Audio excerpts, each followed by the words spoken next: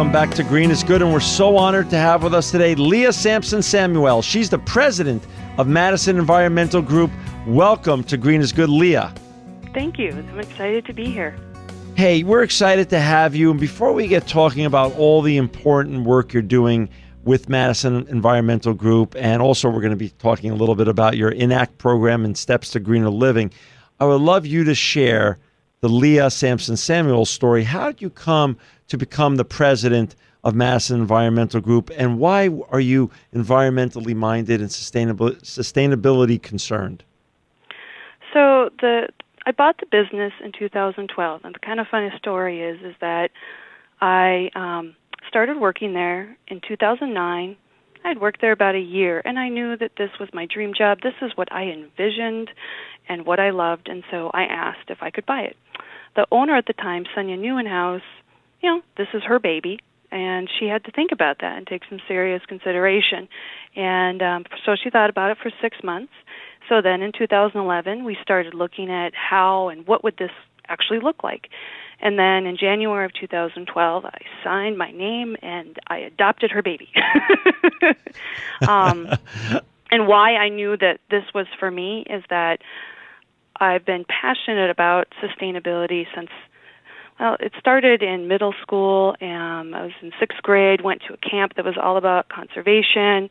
And then in high school, I started a recycling program. They didn't have one there at the time. It was the early 90s. And so I started a program there for paper recycling. And then I was the geek that was always, recycling the cans because that's what was available. So I'd do the dumpster diving and save the cans and make sure that they got recycled. And that's just kind of been my flow. Is I started with recycling. When I went to college, I did mechanical engineering so that I could influence the engineers and what they designed and what they made, because then as it flowed down the stream, went into the consumer and then ultimately ended up in the landfill, wanted to change that path and make a difference. So Great. When I got to the opportunity to buy the business, I couldn't pass it up because this is what I love. This is what I eat, think, sleep, dream about. So you've been a greenie from right as a young woman. So this is Yep. something like, wow. And now you're not only get to be a greenie and do so many wonderful things for the environment, but you're also both an entrepreneur and ecopreneur. And that's just wonderful. I'm on your website right now. I'm on your master website, your business website, Madison Environmental Group. I got to tell you something. It is just visually really, really, really pleasant to look at, and there's tons of information for our listeners out there. It's MadisonEnvironmentalGroup.com, but there's going to be a sub-story here. Today, we're going to be not only talking about Madison Environmental Group, and we're going to talk about all the important projects you're working on there, but more specifically, we're going to be doing a little bit of a deeper dive into Steps to Greener Living in your ENACT program. So do you want to kick it off a little bit and just share what the ENACT program is? Sure. So ENACT was started 11 years ago, and it was started because the city of Madison wanted a way to reach out to the community members and help inspire people in the community as individuals to take steps and have a more sustainable life. And so we worked with the city of Madison, the utility company, which is MG&E, which is Madison Gas and Electric. We worked with the water utility, the sewerage district. Dane County owns the landfill. So we worked with all the different players that had to do with, how to have a sustainable life, because they're all affected by, how the citizens in the city live. And so an organization or a program actually was created. And so it's set up. So each group, you set up and you have a team. You read the book. Right. You make changes, and it's a support system. You make connections in the community. You support each other. It's that positive peer pressure, and so the ENACT program is just a way for people to make behavior change. And you could find the ENACT program in the MadisonEnvironmentalGroup.com website, but also ENACT, you could find it ENACT, ENACTWI.org. And I'm on that site right now. So the program is based in Madison within your headquarters.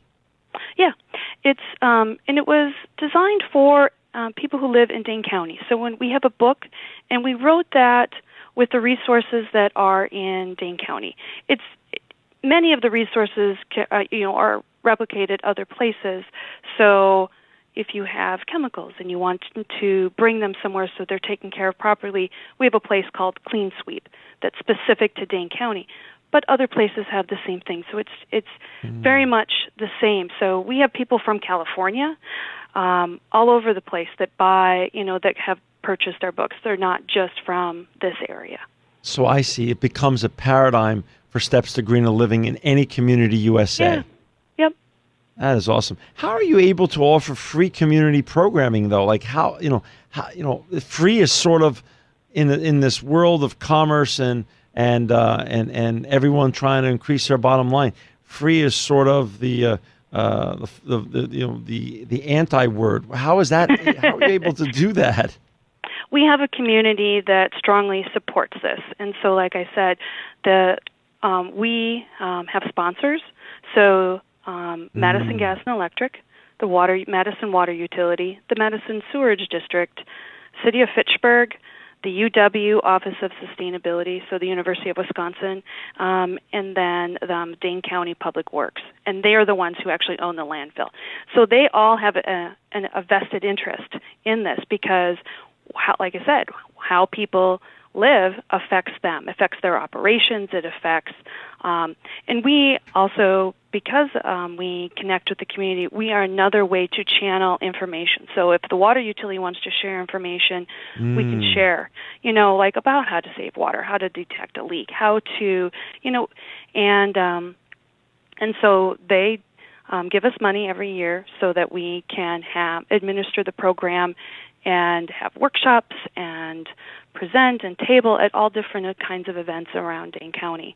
And how big is Dane County for our listeners out there? Because we have listeners, Leah, from around the United States and around the world. How big is Dane County approximately? Oh, I think it's 1 to 2 million. I'm not positive, but it's the residents of Dane County that are your target audience? Yes, correct. Okay, so let's go through the resources. So give me the toolkit. If I just moved to Dane County and I want to green my house and be more involved in the community in terms of environmentally aware, tell me about the toolkit that the resources that come from the ENACT program. Sure, basic resources. We have a website that has so anything you want to know about saving water, saving energy, wasting less, driving less, and eating well. We have tons of resources, clicks and links to information. We tweet. We have a blog. We have a Facebook account. So we disseminate information in a bunch of different ways. We send a quarterly newsletter that shares events that we're having, but also shares events that other groups are having. So a way to, it's not just about us.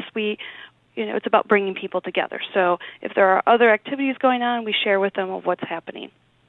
Got it. We have a book that is $10, or you can go to the local library and check it out for free. It is actually on our website for free.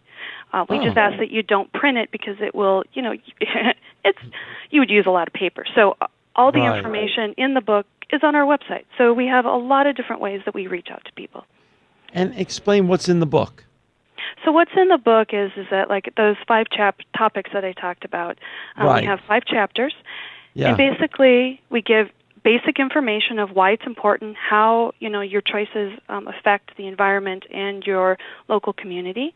And then we give tips. We give information on like basic first steps that you can do. So if you're just starting, we give next steps. So if you've already done those first things and you want some more advanced things, and then we have projects that you can actually do. And so the book is designed for really anybody, from beginning to people who've done just about everything, but we give them additional ideas. And so it's really designed for a range of people with different levels of interest. What a nice thing. So I'm reading here on your website, and again for our listeners out there that want to learn more about this wonderful book and the ENACT program, it's www.enactwi.org. It says here, more than 1,000 actions to conserve energy, waste less, save water, drive less, eat well, save money. I mean, who can ask for more? That sounds like everything in a nutshell. Come on, Leah, this is great. And it's online, so you don't even have to kill a tree to get the book. We love awesome. trees. We hug them. We love them. that's hey, for our listeners out there that just joined us, we've got Leah Samson-Samuel with us today. She's the president of Madison Environmental Group. Let's go back now. We talked a little bit on the front end of the show on the micro, on Enact and all the great things you're doing and with Enact and the book and how people can access the book. Talk a little bit about Madison Environmental. Talk a little bit about your macro vision there and what are some of the services you offer at Madison Environmental and where do you want to drive the growth at Madison Environmental in the years to come? Yeah. So Madison Environmental Group is a sustainability consulting firm, and it works with businesses and then communities. And we do that in the areas of green building. So we act as lead consultants. So if a project is going for a green building certification called LEED, which is Leadership in Energy and Environmental Design, we help go through that process and provide services to make sure that it gets the certification that the owner is setting the goal of. We also do consulting in the Living Building Challenge. This is really the area of growth that I would love to see and am pushing, and I do free presentations to share this message. It's a certification program that focuses on sustainability in a much broader sense than LEED. So actually net zero energy buildings, net zero water buildings, buildings that have beauty and connectivity. And it's really encompassing in terms of sustainability. There's social equity in the design of the building. And so it's a different philosophy and it's just a different level.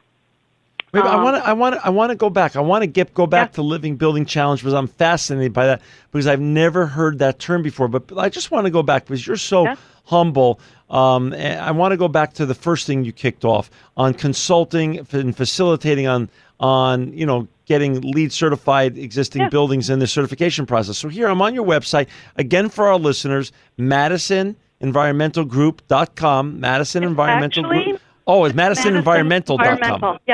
Yeah, sorry. If you type in group, you're going to find a different website.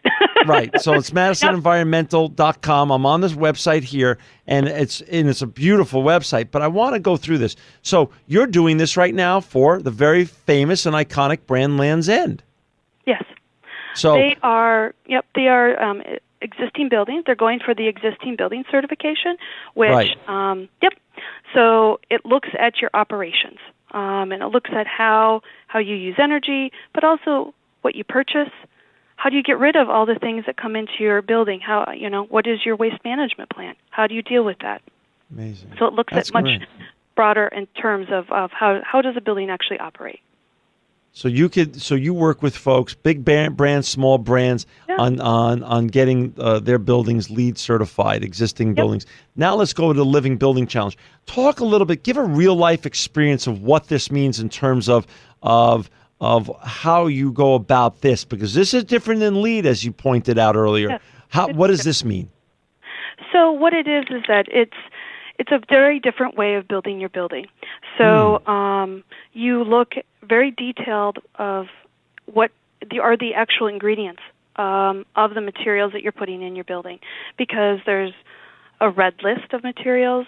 There's so that you're looking at the health of the occupants, the health of the environment, and then the health of let me change that. So you're looking at the health of the individuals, you're looking at the health of the environment, and it's really a bigger picture of where do we need to be in this end game of not doing incremental change, but the end game of where we really need our buildings to be. We need to have net zero energy buildings. We are not going to have fossil fuels forever. Where do we need to be in the future? We need to have buildings that, we don't pump water. Miles and miles and miles. The water flows naturally. You collect the rain water that you would use, or you collect water that you would use in the building from the rain. You use it in the building. You treat it. non-chemically, and you release it back to the site. So the water would flow like a natural water flow. I mean, because the way that we use water and energy now is really inefficient. It doesn't really honor and value it. We waste so much by transporting it. Wow. So now, and you're doing so many cool things. I mean, I'm on your website. Again, for our listeners out there, I misspoke earlier. It's MadisonEnvironmental.com. I'm looking at this deconstruction plan. So you do deconstruction plans? This is really, can you explain what a deconstruction plan is for the clients that need that? Yeah.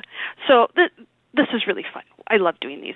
So basically you have a building that it's at the end of its life. It's no longer useful, and they're going to demo it. And right.